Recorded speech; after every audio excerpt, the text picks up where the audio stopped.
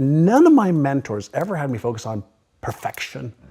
They had me focus on progress to just keep getting better. Little incremental gains every day, every week, every month, every quarter. And even when you move backwards a couple of steps, what's the progress that you made and what you learned? So I was taught that failure is an opportunity to learn. And I was also taught to disassociate me being a failure from failure.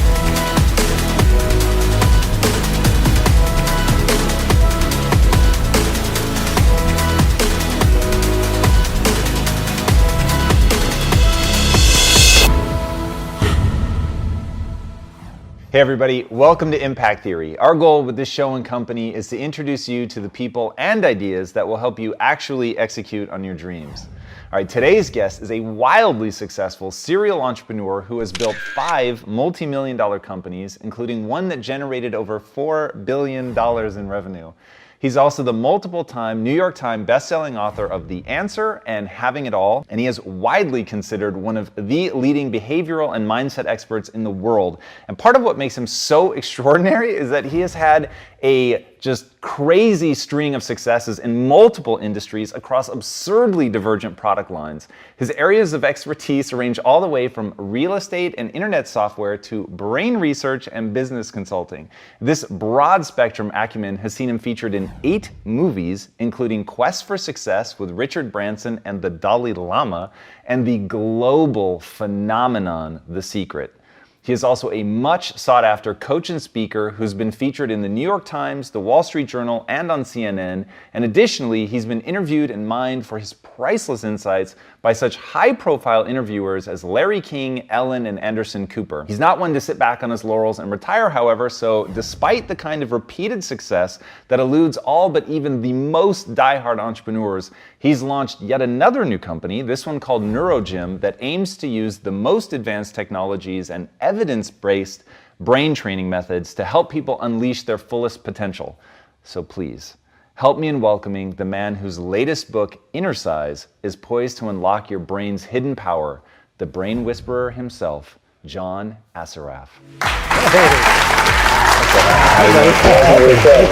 Thank you. Absolutely. It's good to have you on. Oh, it's so good to be here. Dude, I want to dive right into the brain training. So It makes total sense to me now as an entrepreneur why you would be so into like brain research and brain science and all that, but I don't know that it's the most self-evident thing to the outside world. Why did you start there? Well, I didn't start there. What happened for me personally when I was a teen, between the age of 13 to 17, I got into an enormous amount of trouble with the law. I did a lot of unethical things, and I was getting myself into so much trouble. And I had one mentor that my brother introduced me to. His name was Alan Brown. He was a very successful philanthropist, entrepreneur, and he agreed to meet with me for lunch one day. And he asked me, like, why are you doing these things? You seem like a nice young kid. And I said, I don't know, I just want to make some money and I just want to fit in. And he goes, but you seem like you're intelligent. Why don't you just use your brain's natural abilities? I go, well, listen, based on my education and based on what the teachers have told me, I'm not going to do very well in life. And I left high school in grade 11 thinking that I'm not worthy enough, I'm not smart enough, I'm not good enough. And this one man in 1 minute, in one meeting, changed my life. Because he asked me, what goals do you have? And I said, what do you mean, what goals do I have? I said, I want to go out this weekend to the bar. I want to have some good food. I want to find a nice young lady to maybe hook up with. And he says, no, but what are your bigger goals? And I didn't have any. So he actually sent me home. And he said, fill out these pieces of paper. And on the piece of paper, it said, like, what age do you want to retire by? Like, I was 19. This was May of 1980. I wasn't even started yet. They said, but just fill out these papers. So I said, I want to retire by the time I'm 45 with $3 million. I want to have a Mercedes. I want to have a house. I want to travel the world. I want to have a great lifestyle. And so I came back on Monday and he looked at it and he asked me one question. And that question transformed my life. And he said, are you interested in achieving these goals? Or are you committed? And I stopped and I looked at him. He was standing up. I was sitting at my desk there at his office. And I asked him, Mr. Brown, I said, what's the difference? And he said, if you're interested, you'll do what's convenient. You'll come up with stories and excuses and reasons why you can't, and you'll use your education as an excuse, you'll use your story as an excuse, you'll use the fact your father was a cab driver and was a gambler and never had any money. You'll use all of that as your reasons why you can't. He says, but if you're committed, you will do whatever it takes. You'll let go of your stories. You'll let go of your excuses. You'll let go of all the reasons you currently have that are formulating your identity of yourself. And you'll learn how to let that go and become who you are destined to become. Why'd you listen to him? Like, that's such extraordinary advice, which I would have promptly ignored. Well, I had been in so many situations where I was so embarrassed and ashamed for myself and for my mother and father. And here was a man who was kind, generous, caring, empathetic. He didn't talk down to me. He lifted me up. But then he also said, I can show you how. If you are committed, I can show you how. And I had nothing to lose at that point. Talk to me about that shame. That's really interesting. And you've talked about growing into being able to talk about stuff very openly. So what was the source of the shame? How did it play out for you? So the first source of shame, when I was 5, I moved from Israel, where I was born, to Montreal. And I had just started kindergarten in Israel. And then I was thrown into a class with 50 kids in Montreal in grade 1. I didn't speak English or French. And so I felt stupid. I felt like I sat there, looking up at the ceilings, bugging the other kids, and was consistently reprimanded, consistently put in the principal's office. And then I was consistently, brought, to my knees with my parents. My father was physically abusive, which, is a challenge in itself. His words weren't a way, that he communicated. Hands and feet were his way of communicating. And so when I did the wrong things, that was the punishment. And so I felt embarrassed that I wasn't smart enough, that I wasn't good enough, that I wasn't going to amount to much.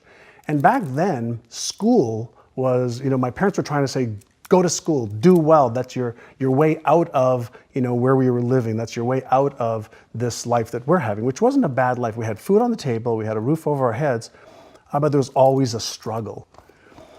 And Mr. Brown offered me some hope. It really amounted to that. He offered me gentle, kind love and hope without embarrassing me, shaming me, or making me feel guilty. What was it that he said that read to you as hope at that point? It was his demeanor of how kind he was. He was extremely successful.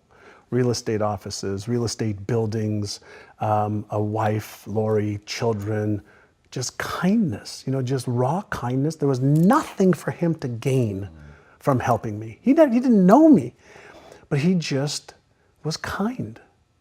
And it was one of the first times that there wasn't a hidden agenda or somebody just, putting me down for being a degrading human being or degraded human being. And he made me promise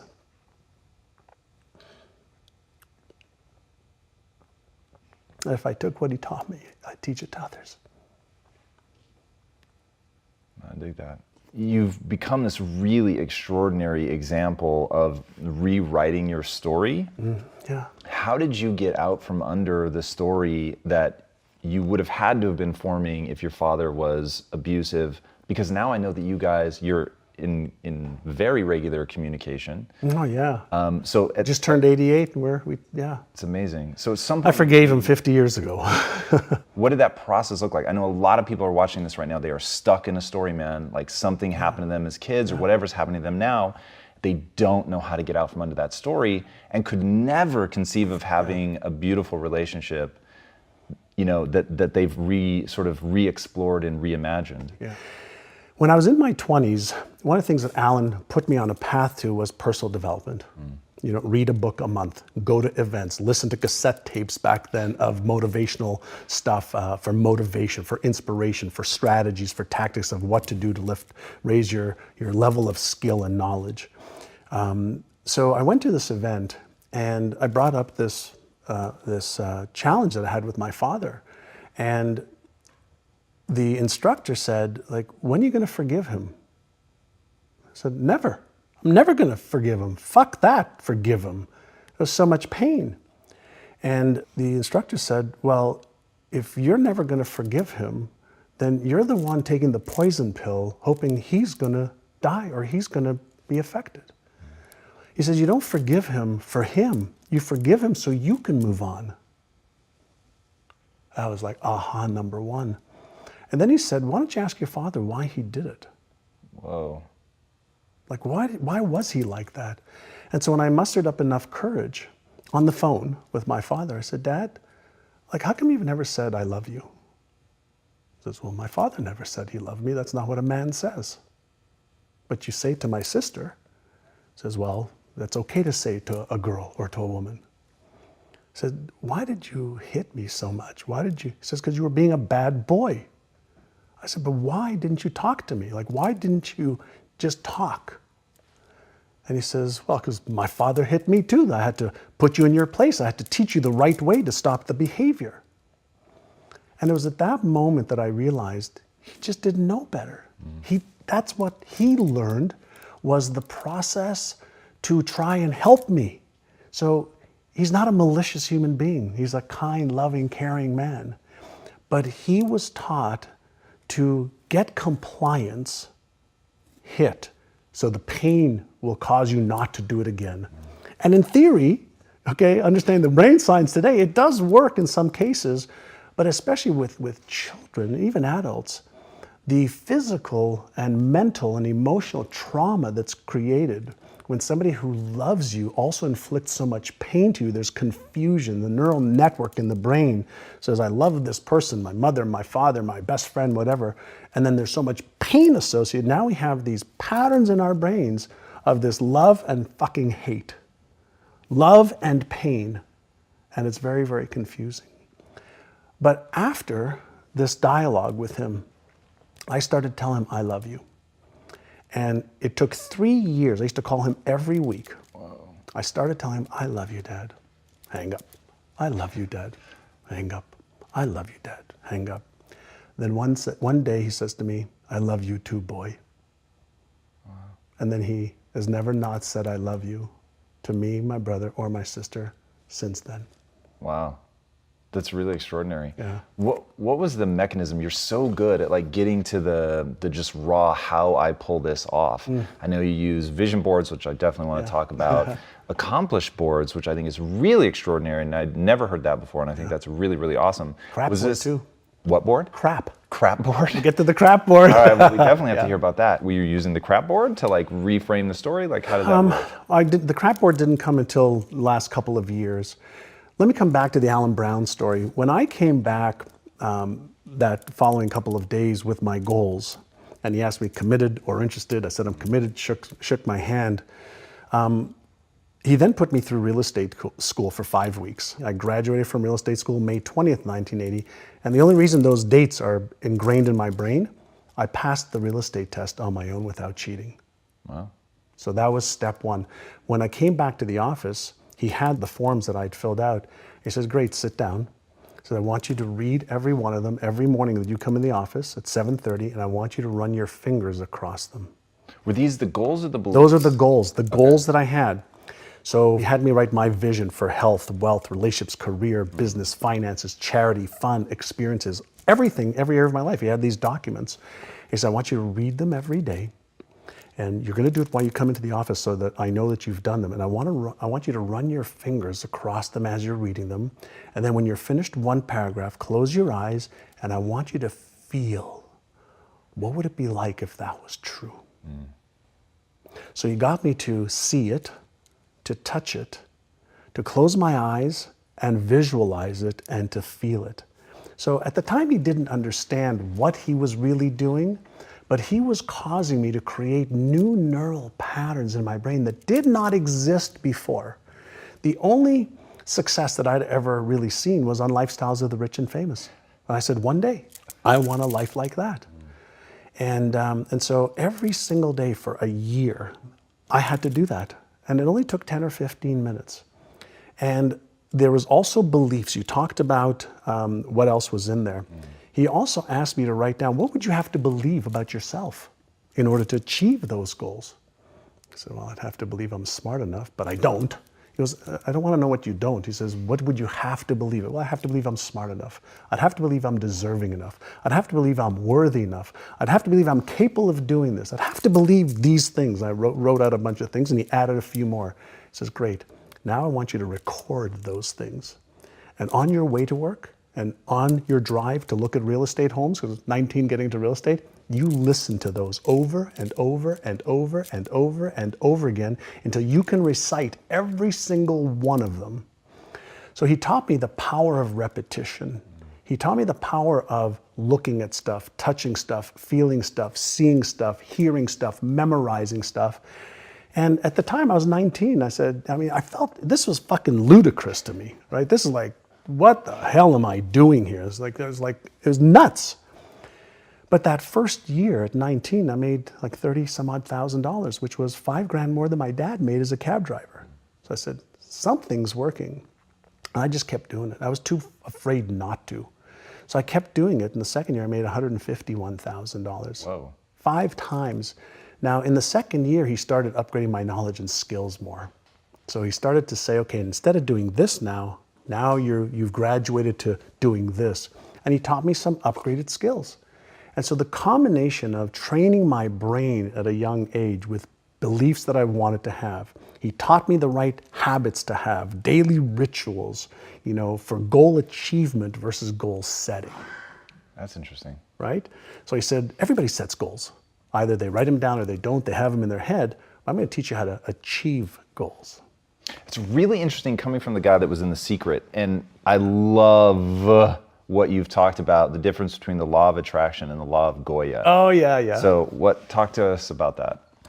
So the law of Goya is simply get off your ass. So if you think and you believe and you emotionalize, and you visualize, and you create your plan for how am I actually going to achieve this? So what do I need to do? When am I going to do it? How specifically? How am I going to tweak it, measure it, and iterate it so that I'm consistently making progress? I learned the value of progress versus perfection. None of my mentors ever had me focus on perfection. They had me focus on progress to just keep getting better. Little incremental gains every day, every week, every month, every quarter. And even when you move backwards a couple of steps, what's the progress that you made and what you learned?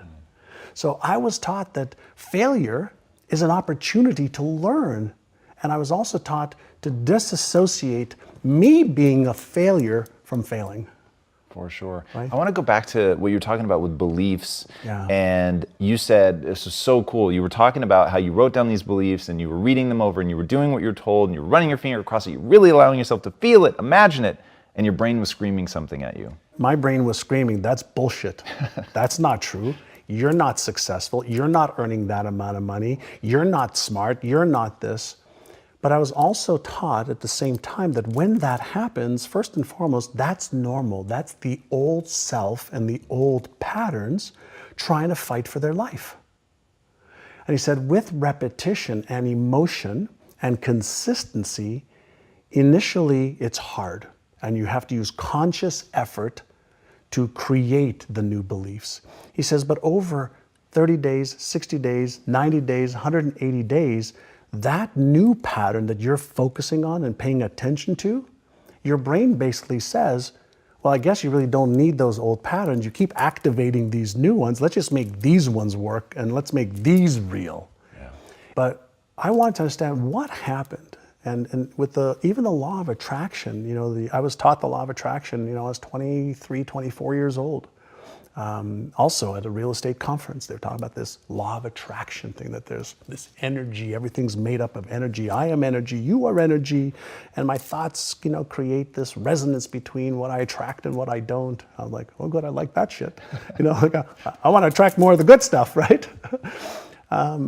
And so I bought in, I bought into stuff that just made sense to me, but then I was a voracious student. I wanted to understand how. Explain to me how it works. If somebody tells me visualize, I go, why? How does it work?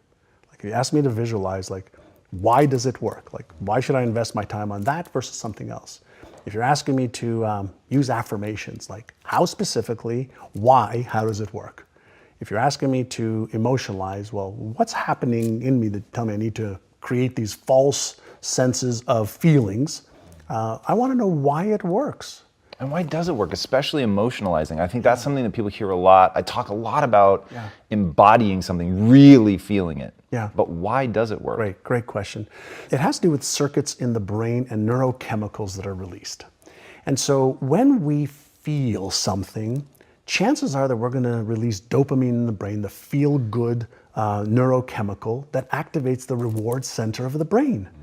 And chances are if we feel that and we have this positive emotion around it and that neurochemistry is flooding our brain and our body with feel-good chemicals, we're actually activating the motivational center of the brain.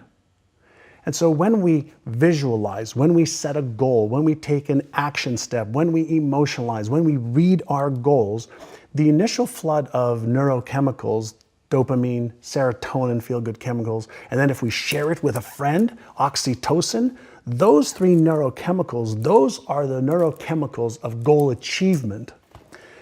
But then there's the other side of it, the other circuits of fear, of stress, where norepinephrine, cortisol, or epinephrine, the stress hormones can be released as well.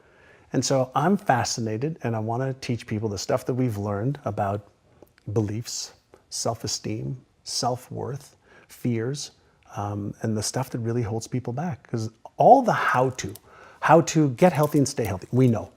How do I build a business and sustain it? We know. How do I get into a relationship and make it successful? We know. We know most of the how-to for anything that anybody wants to do in this time frame that we live in.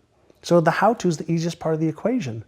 So the harder part of the equation is, why am I not doing the things that I know I should be doing? And why am I not doing the things that I could find out easily how to do? Let's talk about that. So in your real estate company, you said, I'm giving everyone the same training, they're reading all of the same books, and yet they're not getting the same results. And it wasn't like, oh, well, the smart people are doing better than the dumb people. You said sometimes it was people that you were like, God, in real life, this guy's not that bright, but he's crushing it. So what ended up being the difference between the people who didn't do anything with the information and those that did? So this is going back sometimes, I think in 1992, we were stuck, but I knew there was more possibility. There was room for growth. And I wanted to figure out if the stuff that I did in the 80s when I was a kid, that broke free, would it work with some of my agents? And so we took 75 agents, randomly agents said, hey, do you want to get into a 6-month program to retrain your brain, your subconscious brain, around your beliefs about what is possible for you to achieve, around your habits of what you have to do in order to achieve that. And we focused on retraining their subconscious mind. And so for 6 months, they had to go through a process of listening to certain audio tapes, reading certain materials every day, and following the process of training their brain, specifically their subconscious brain, which controls 95 to 98% of all of our thoughts, emotions, and behaviors today. And within 6 months, that group increased sales by $100 million. Jesus. $100 million. And I said, holy shit, right? This is working. And so we started to teach. Some of what we teach now in NeuroGym, actually now we have the technologies, we have the systems that are far better than what we did back in the 90s. And we went from 1.2 billion to 4.5 billion a year. And it wasn't because we taught them any more skills to be real estate agents. We taught them how to change the way they thought about themselves. We taught them how to change their habits. Wow. Our agents who made $750,000 or more were in front of a client 75% of the time. And when we asked all the agents that weren't in front of more clients, why are you doing that? Why aren't you in front of people that are going to help you earn more income? Oh, well, we're busy doing this and doing this and doing this, and they had stories and excuses and reasons why. And so part of the work that I love to do now is really help people understand, what is your story? What's the story you're telling yourself? Because we all have a story. We have a money story, a relationship story, a health story. We have a story for everything. And then that story keeps recreating our lives over and over and over again. And we have beliefs that support the story. We have habits that support the story. We have people that support the story. We have systems that support our story. And so my question I always ask people, who would you be with a different story? Talk to me about set points. That was something really interesting in what you talk about around the stories and things that we carry that I found really interesting. Sure. So Maxwell Maltz wrote a great book many, many years ago, probably in the 70s, called Psycho-Cybernetics, right? And Maxwell Maltz was a surgeon who performed surgery on people. And what he noticed is even after plastic surgery that he performed on people, some people didn't see any change in their faces. And it was visible to everybody else, but not to them. Because they had a map of what they thought they looked like? Yes. Okay. So we all have a map of reality. We have a map of what we think we look like. And any deviation on the physical level to that map, to that visual representation we have in our brains that doesn't match the map, your brain deletes or distorts it. So when we were working with real estate or when I work with business owners, in addition to upgrading knowledge and skills, if you think about how, let's say income, we have set points for how much income we earn. So whether it's 10,000 a year or 20 or 50 or 100 or a million, it doesn't matter. We get this set point and then we behave the way we need to behave and we feel what we need to feel to earn that income. And over a period of time, it becomes part of the brain's default mode network.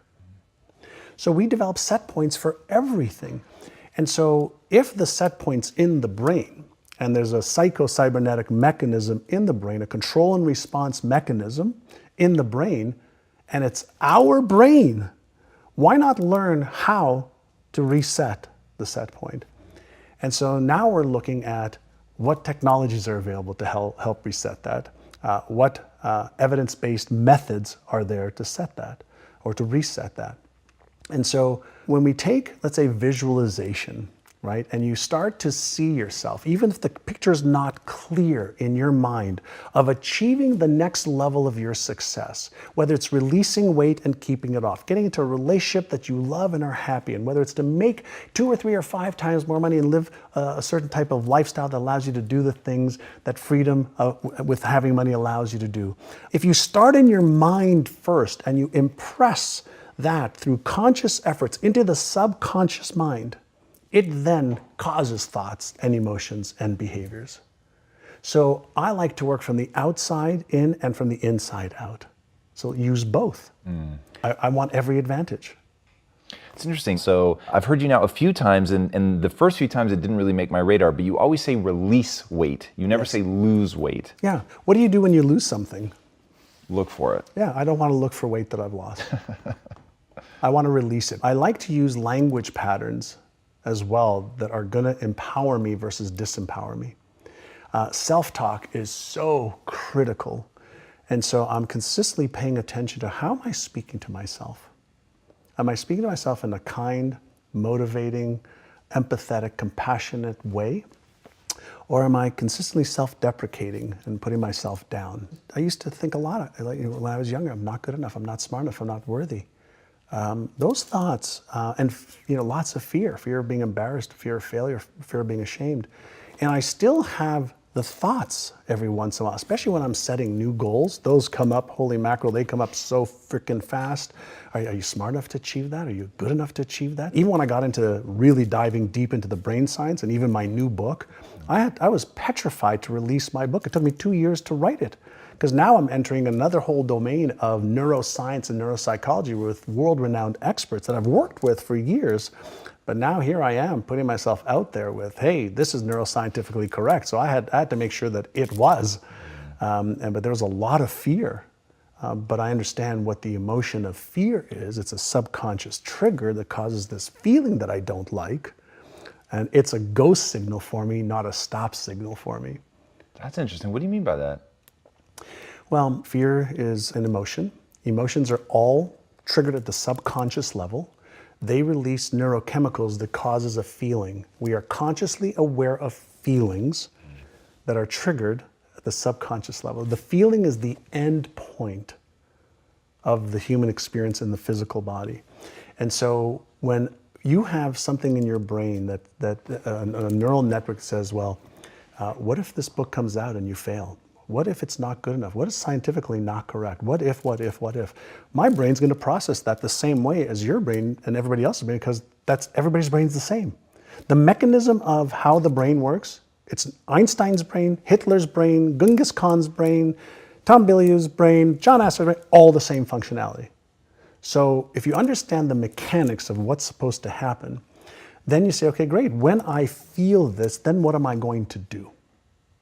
So I like to use an analogy of a car. You're driving a car, and you're talking to a friend of yours, and a light pops up on the dash.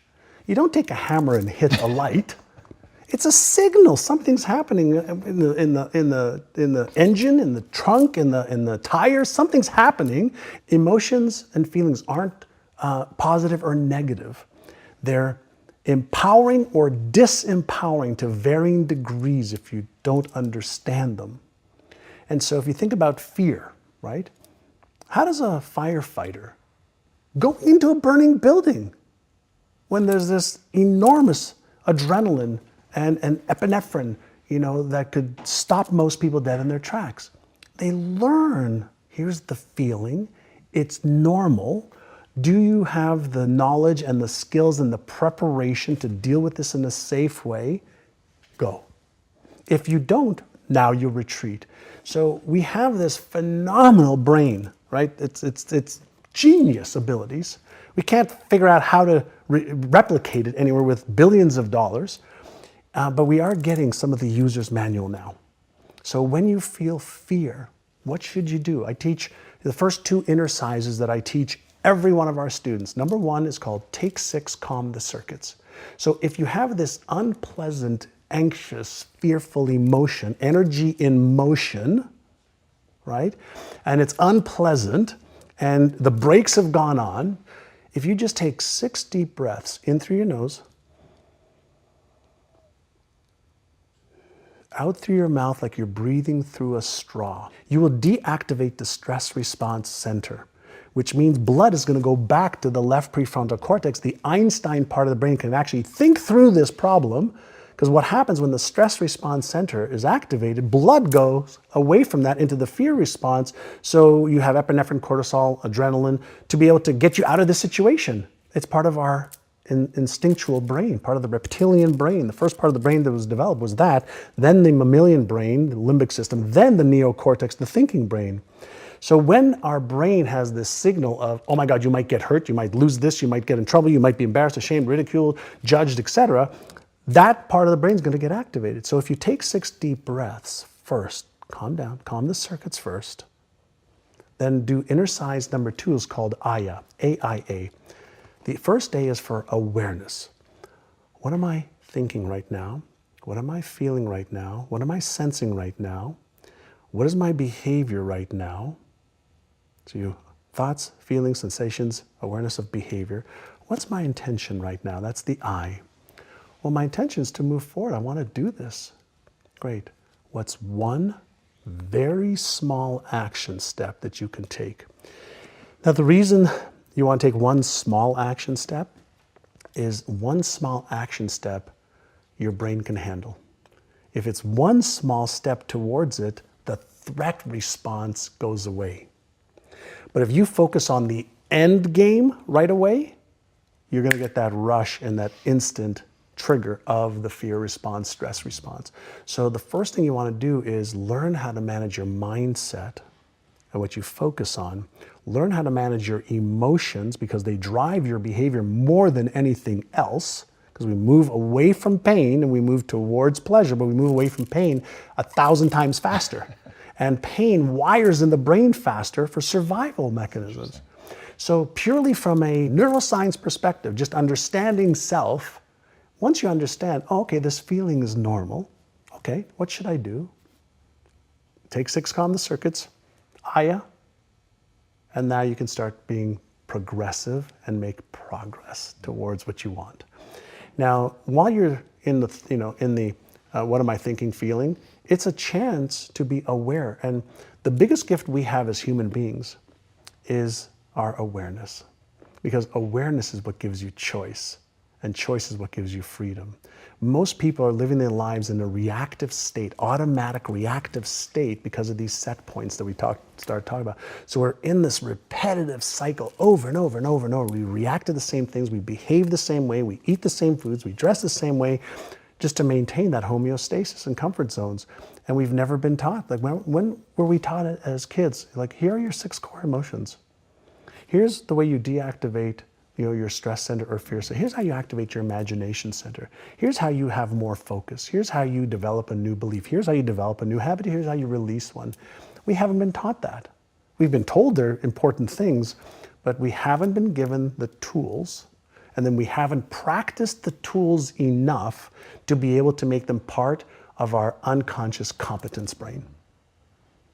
So how do you do some of those things? I mean, that was a pretty extraordinary list. And I'll say beliefs, releasing beliefs, habits, releasing habits like that is really interesting. So what is a belief? I mean, think about what is a belief. And let's go to, again, I just like to go to the neuroscience fields because it's just my passion now, is a belief is nothing more than a group of cells that have been connected and then reinforced. And we have 2 types of beliefs. We have beliefs that what are really fast. I'm going to stop you there because that's so important. Yeah. And so different than I would have expected. I think when people hear belief, it is believe in something that is true, which did not enter into your definition. No, we believe, whatever we believe is truth for us, but it's not the truth. That's really interesting. Right? But we have been conditioned. If we go back a little bit to what we talked about earlier about, when you were a baby, when you were born, what belief did you have? 0. Right. Goose egg, 0, not 1. And so you learned what to believe and how to even formulate your beliefs, chances are from parents, teachers, brothers, sisters, television, maybe when you read some books, right? And we behave based on what we believe.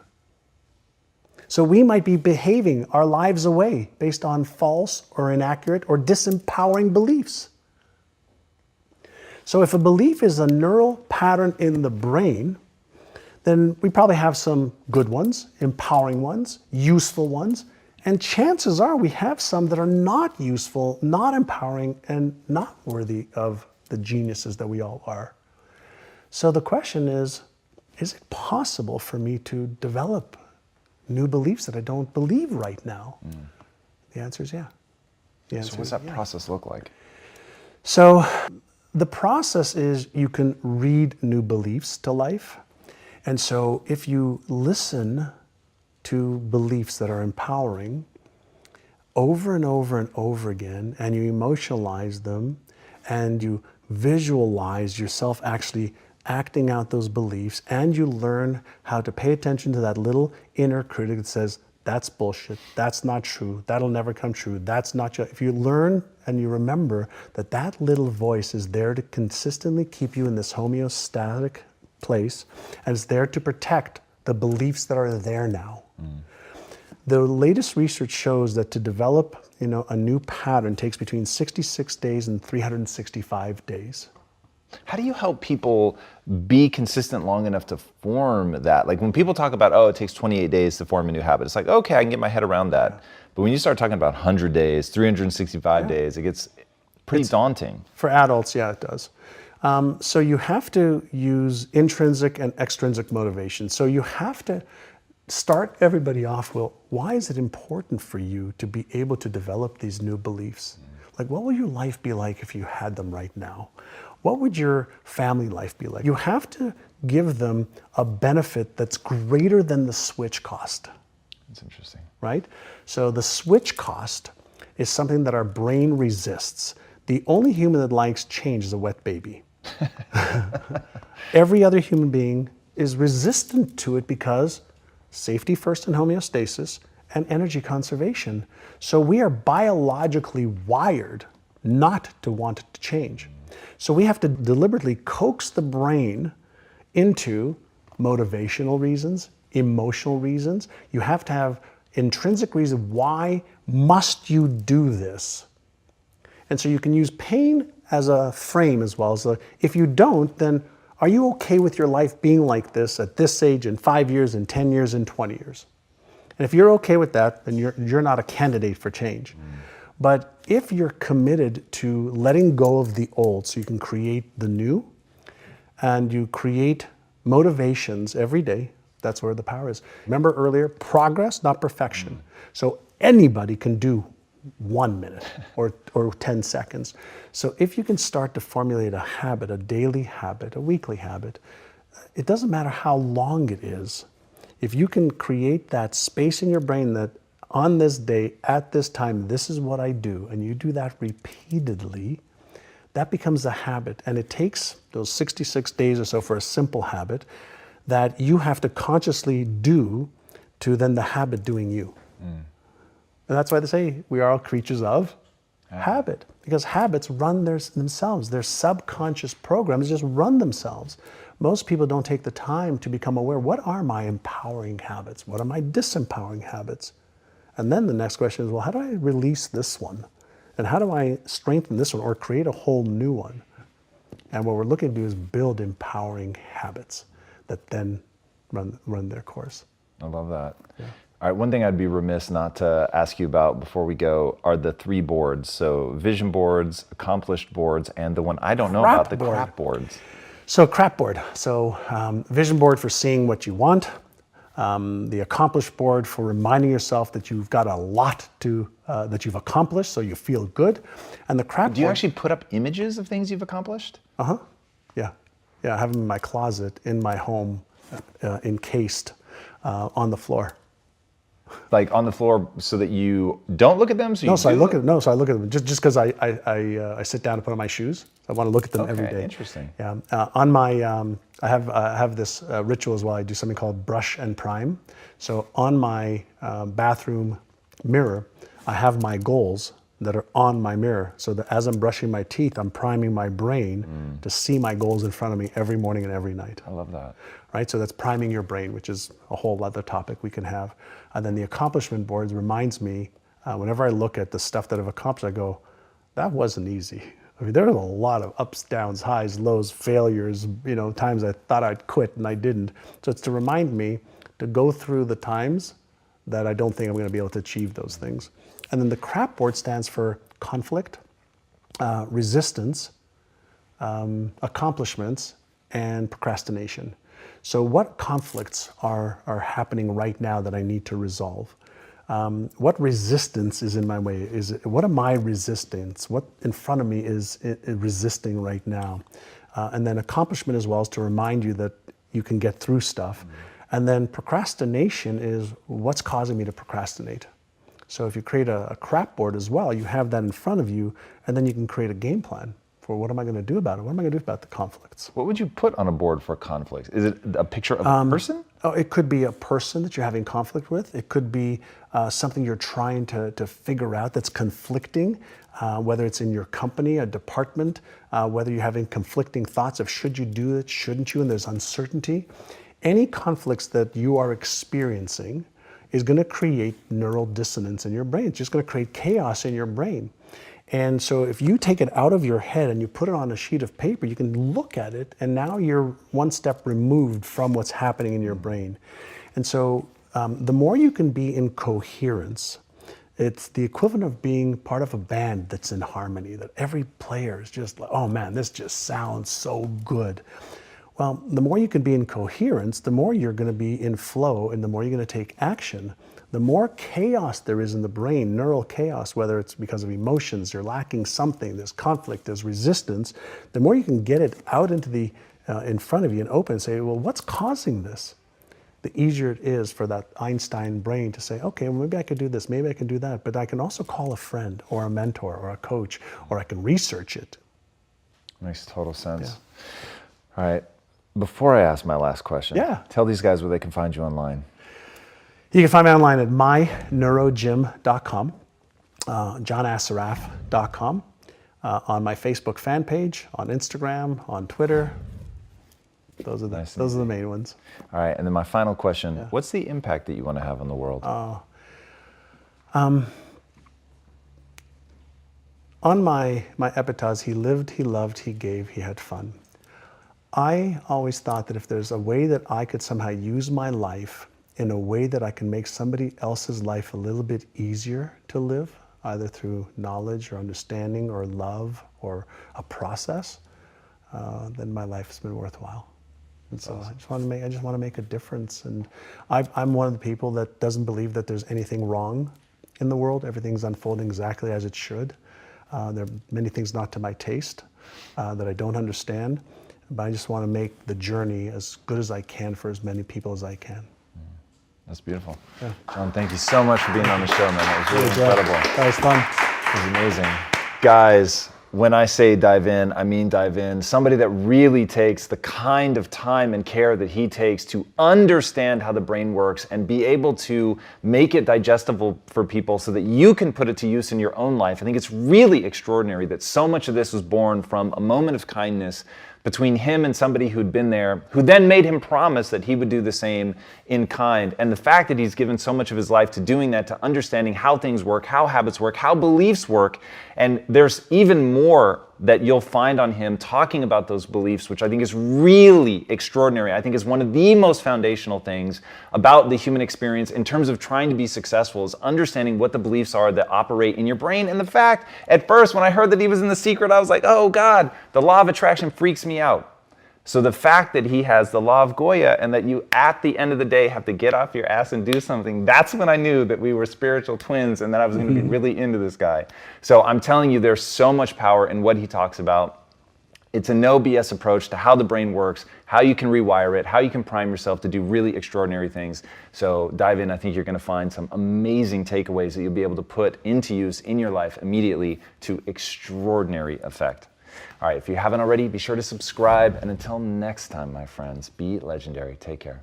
My friend. That was awesome. Thank you. That was incredible. Hey everybody, thank you so much for watching and being a part of this community. If you haven't already, be sure to subscribe. You're going to get weekly videos on building a growth mindset, cultivating grit, and unlocking your full potential.